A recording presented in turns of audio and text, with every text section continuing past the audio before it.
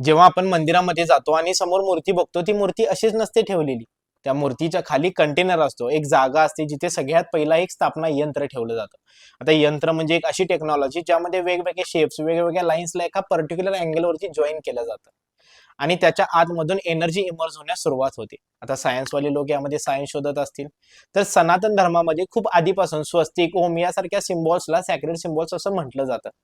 Hollywood movies मध्ये इंग्रज लोक सुद्धा जेव्हा त्यांना एखादा हॉरर सीन दाखवायचा असतो तेव्हा अशा यंत्राचा ते वापर करतात. तेव्हा ते यंत्राचा एक कन्सेप्ट दाखवण्याचा प्रयत्न करतात.